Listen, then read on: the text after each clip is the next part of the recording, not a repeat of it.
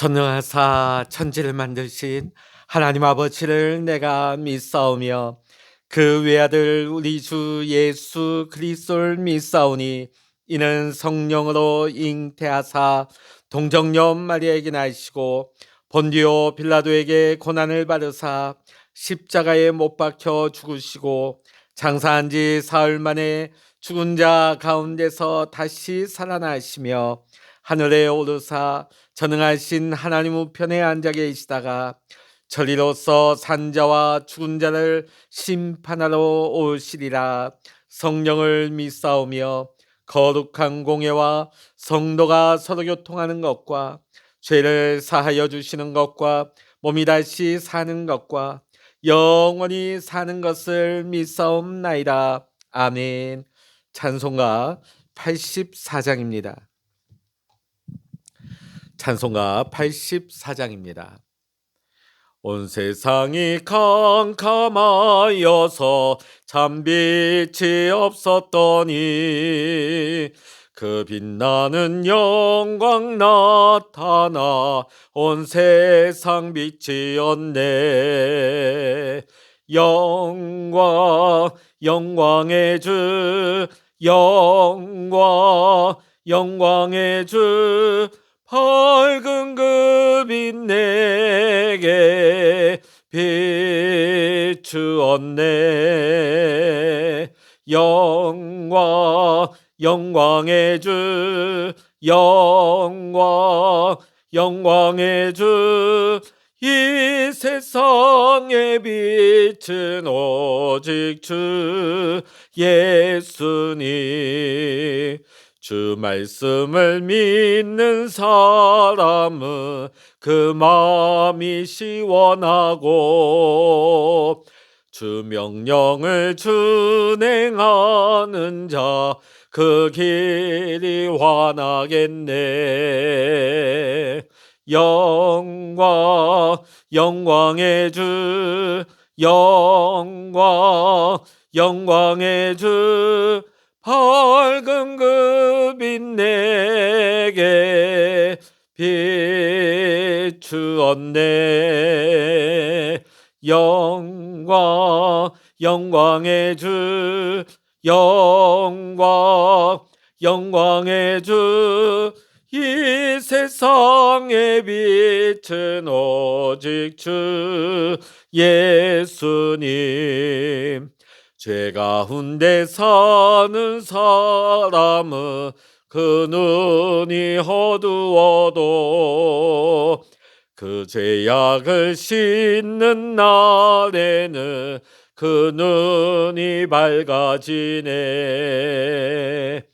영광 영광의 주 영광 영광의 주 밝은 그 빛 내게 비추었네.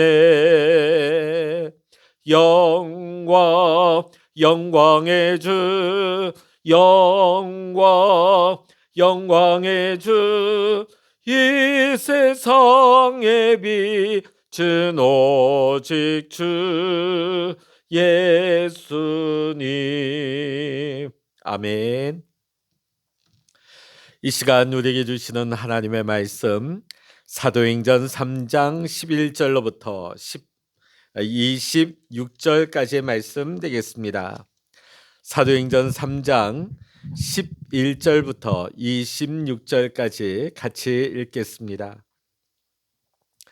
나은 사람이 베드로와 요한을 붙잡으니 모든 백성이 크게 놀라며 달려나가 솔로몬의 행각이라 불리우는 행각에 모이거늘 베드로가 이것을 보고 백성에게 말하되 이스라엘 사람들아 이를 왜 놀랍게 여기느냐. 우리 개인의 권능과 경건으로 이 사람을 걷게 한 것처럼 왜 우리를 주목하느냐. 아브라함과 이삭과 야곱의 하나님 곧 우리 조상의 하나님이 그의 종 예수를 영화롭게 하셨느니라. 너희가 그를 넘겨주고 빌라도가 놓아 주기로 결의한 것을 너희가 그 앞에서 거부하였으니 너희가 거룩하고 의로운 일을 거부하고 도리어 살인한 사람을 놓아 주기를 구하여 생명의 주를 죽였도다. 그러나 하나님이 죽은 자 가운데서 그를 살리셨으니 우리가 이 일의 증인이라. 그 이름을 믿음으로 그 이름이 너희가 보고 아는 이 사람을 성하게 하였나니 예수로 말미암아 남 믿음이 너희 모든 사람 앞에서 이같이 완전히 낫게 하였느니라. 형제들아, 너희가 알지 못하면서 그리하였으며 너희 관리들도 그리한 줄 아노라. 그러나 하나님이 모든 선지자의 입을 통하여 자기의 그리스도께서 고난 받으신 일을 미리 알게 하신 것을 이와 같이 이루셨느니라. 그러므로 너희가 회개하고 돌이켜 너희 죄 없이 함을 받으라. 이같이 하면 새롭게 되는 날이 주 앞으로부터 이를 것이요 또 주께서 너희를 위하여 예정하신 그리스도 곧 예수를 보내시리니 하나님이 영원 전부터 거룩한 선지자들의 입을 통하여 말씀하신 바 만물을 회복하실 때까지는 하늘이 마땅히 그를 받아두리라. 모세가 말하되 주 하나님이 너희를 위하여 너희 형제 가운데서 나 같은 선지자 하나를 세울 것이니 너희가 무엇이든지 그의 모든 말을 들을 것이라. 누구든지 그 선지자의 말을 듣지 아니하는 자는 백성 중에서 멸망받으리라 하였고, 또한 사무엘 때부터 이어 말한 모든 선지자도 이때를 가리켜 말하였느니라. 너희는 선지자들의 자손이요 또 하나님이 너희 조상과 더불어 세우신 언약의 자손이라. 아브라함에게 이르시기를 땅 위의 모든 족속이 너희 씨로 말미암아 복을 받으리라 하셨으니 하나님이 그 종을 세워 복 주시려고 너희에게 먼저 보내사 너희로 하여금 돌이켜 각각 그 악함을 버리게 하셨느니라. 아멘. 할렐루야. 오늘 이 아침에도 함께 기도하시는 우리 사랑하는 모든 믿음의 성도님들과 여러분의 가정과 또한 오늘 여러분의 삶의 현장 위에 하나님의 크신 은혜와 평강의 축복이 함께 하시기를 이 시간 주의 이름으로 간절히 축원합니다. 어제 우리가 본 말씀에 보면 사도 베드로와 요한이 제9시에 예루살렘 성전으로 기도하러 올라가다가 미문 앞에서 날 때부터 걷지 못하던 안진뱅이를 그로 말미암아 구걸하고 있던 평생을 구걸하고 있던 그 사람을 고쳐주게 되어집니다. 자, 오늘 그 다음에 나오는 말씀이 베드로의 두 번째 설교가 되어집니다. 자, 첫 번째 설교는 어디 나오냐면 오순절날 성령이 강림하시고 나니까 성령의 충만함을 받아서 나와서 외친 것이 첫 번째 베드로의 설교이고, 오늘 이 안진뱅이를 일으킨 다음에 치유의 기적이 나타난 다음에 베드로의 두 번째 설교가 이어지고 있습니다. 사도 베드로는 예수 그리스도의 이름으로 평생 구걸하는 인생을 살았던 이 안진뱅이의 오른손을 잡아 일으켜 세웠습니다. 평생 한 번도 제 발로 걷지 못하였던 사람이 걷게 되었습니다. 뛰기도 하였습니다. 그리고 성전으로 들어가 하나님을 찬양했습니다. 자, 오늘 11절 보니까 나은 사람이 베드로와 요한을 붙잡으니, 자, 오늘 이 붙잡았다 하는 것은 어떤 의미일까요? 이 나음을 입은 사람이 감사의 표시로 지금 베드로와 요한을 끌어안은 겁니다. 왜냐하면 베드로와 요한이 아니었다면 평생 걷지 못하고 구걸하는 인생을 앞으로도 살 수밖에 없습니다. 자, 그런데 이 두 사람이 하나님의 통로가 되어줘서 그가 나음을 입은 것에 대해서 지금 마음 깊은 곳에서부터 우러나오는 감사의 표현이 이 두 사람을 안아준 겁니다. 베드로와 요한에게는 처음에 그들을 고쳐줄 때 이 두 사람의 고백과 같이 은이나 금은 없었습니다. 또 베드로와 요한은 많이 배우지도 못하였습니다. 그러나 베드로와 요한에게는 영원한 생명 대신 예수 그리스도가 있었습니다. 그래서 이 두 사람은 주님의 생명의 통로가 될 수 있었던 것입니다. 사랑하는 성도 여러분, 오늘 우리도 마찬가지입니다. 우리도 가진 것 없고 또 세상의 다른 사람들처럼 배운 것이 많지 않고 작고 연약하게 보일 수 있습니다. 그러나 우리 안에 영원하신 생명이신 우리 주님이 내 안에 거하시게 되면 우리는 생명의 통로가 될 수가 있는 것입니다. 사도 베드로와 요한의 주님이 오늘 우리 위에 주님이 되시기 때문입니다. 오늘 그 주님이 우리 안에 거하십니다. 오늘 우리가 예수 이름으로 선포할 때, 예수 이름으로 구할 때 우리 안에도 주님의 능력이, 오늘 우리 안에도 주님의 생명력이 우리를 통하여 나타나게 될 줄로 믿습니다. 자, 사도 베드로와 요한은요, 이 구걸하는 안진뱅이에게 그에게 뭐라고 했습니까? 처음에 우리를 봐라, 우리를 봐라. 자, 그런데 오늘 말씀 보니까 왜 우리를 주목하느냐? 참 어떻게 보면 앞뒤가 맞지 않는 이율배반적인 말 같습니다. 앞에는 우리를 봐라 했는데 또 여기에서는 왜 우리를 주목하느냐? 자, 그런데 사실은 이 말은 같은 의미입니다. 우리를 보라 했을 때도 베드로와 요한의 말뜻은 자신들을 보라는 것이 아니라 그들 안에 계신 예수 그리스도를 보라는 것이었습니다. 왜냐하면 이 치유를 일어나게 하시는 분은 바로 예수 그리스도가 되시기 때문입니다. 그러기에 너가 주목해야 될 것은 결코 우리가 아니다. 내 안에 거하신, 우리 안에 거하시는 예수님을 너는 주목해야 된다. 그 말씀이 되는 거죠.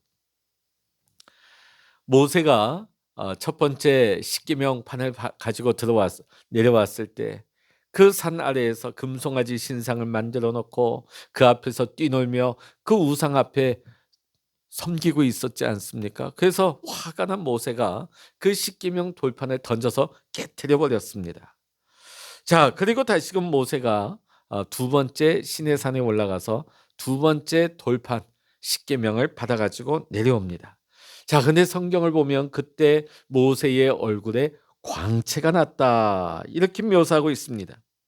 자, 그래서 모세는요 자신에게서 나타나는 그 광채의 빛이 사라질 때까지 수건으로 자신의 얼굴을 가렸다고 했습니다. 왜냐하면 만일 그렇지 않았다면 이스라엘 백성들은 누구를 주목했을까? 계속해서 모세의 얼굴만 쳐다보았을 것이기 때문입니다.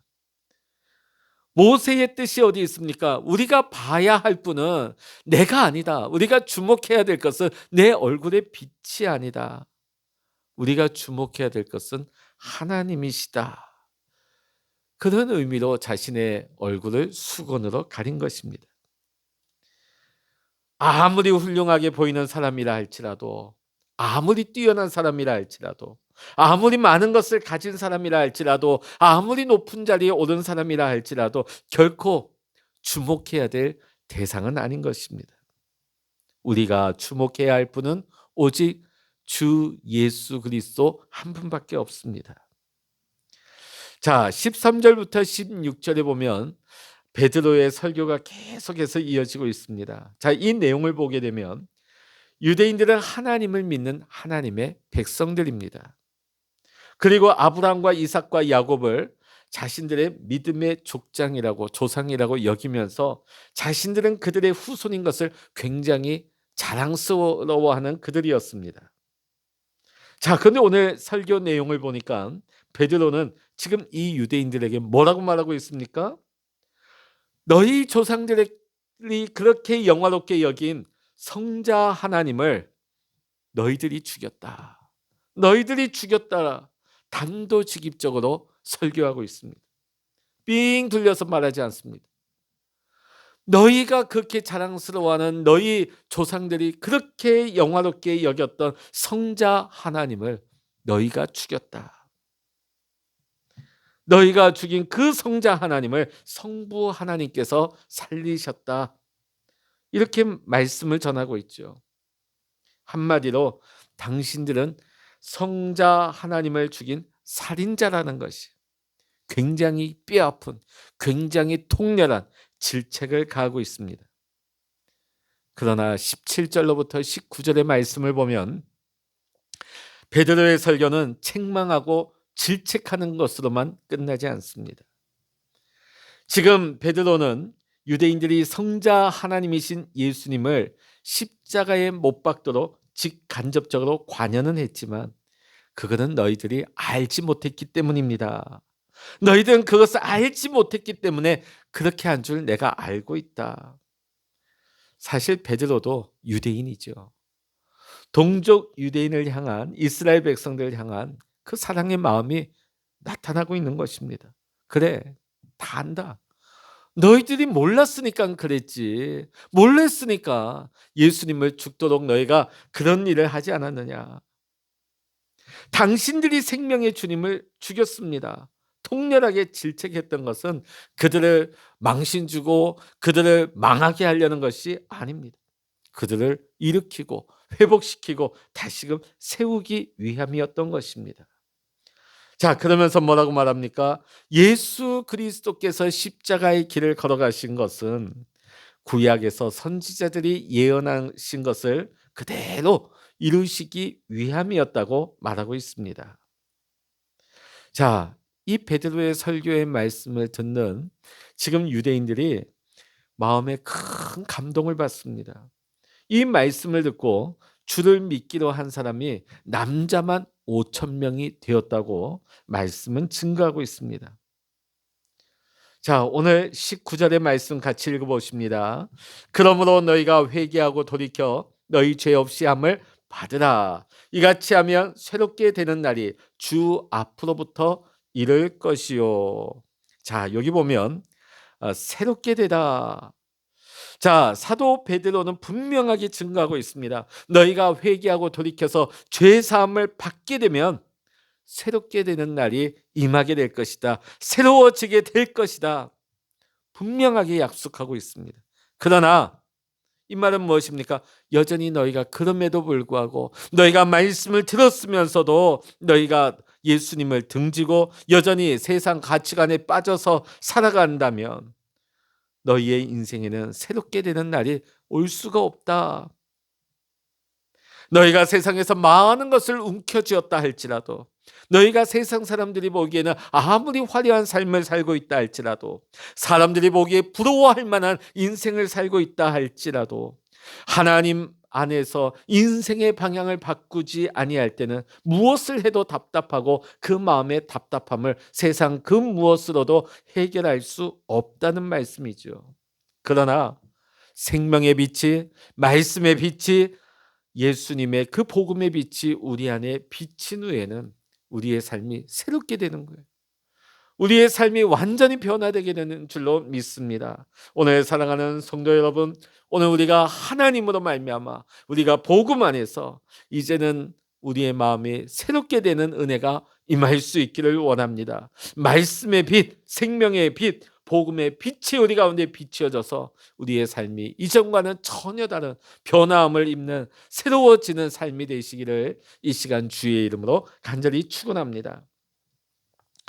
22절로부터 26절의 말씀을 보게 되면 사도 베드로는 자신의 두 번째 설교를 마무리 지으면서 구약 성경의 모세와 사무엘, 아브라함의 예언을 들어서 예수님의 사역에 대해서 증거를 하고 있습니다.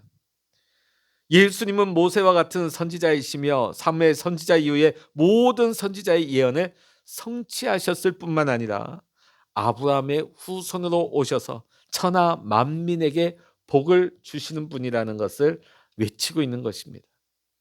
그래서 지금 베드로는 너희가 회개하고 죄에서 돌이게 되면 너희가 새롭게 되는 날이 임하게 될 것이라고, 너희가 새로워지게 될 것이라고 목이 터져라 외치고 있는 것입니다. 오늘날 왜 많은 사람이 자신의 인생 가운데서 새롭게 되는 이 경험을 하지 못할까요? 이 은혜 체험을 왜 하지 못하면서 살아갈까요?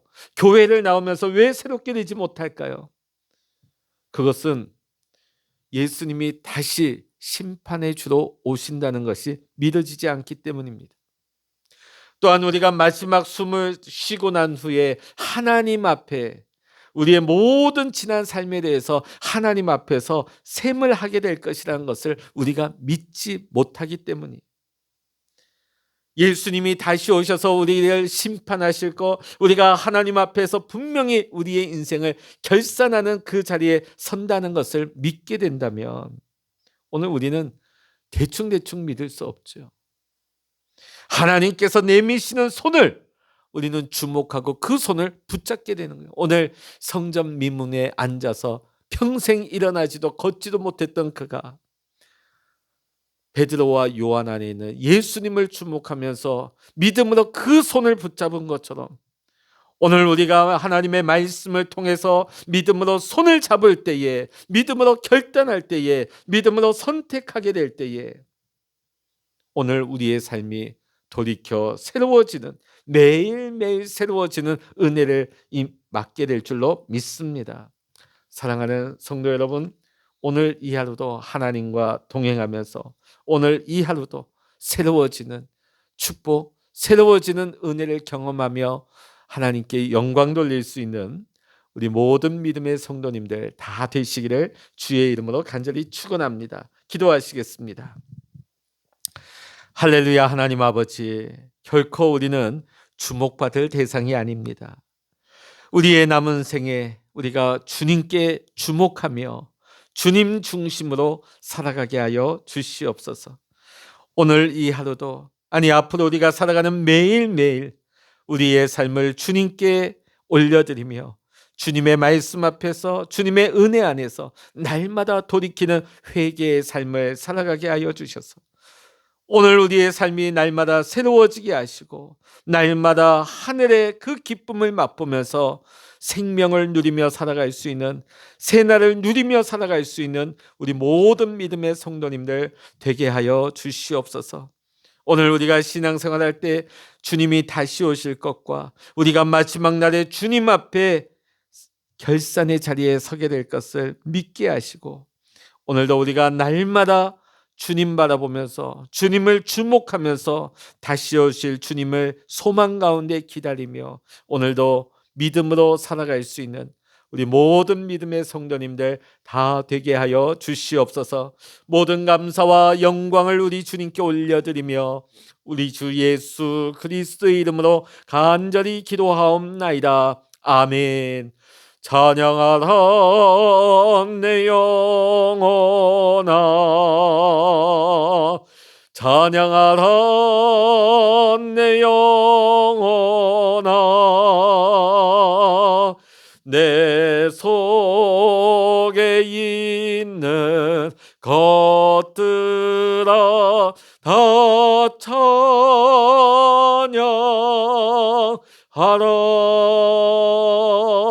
기도하라 내 영혼아, 기도하라 내 영혼아, 내 속에 있는 것들아 다 기도하라. 주여 일창으로 합심하여 기도하십니다. 주여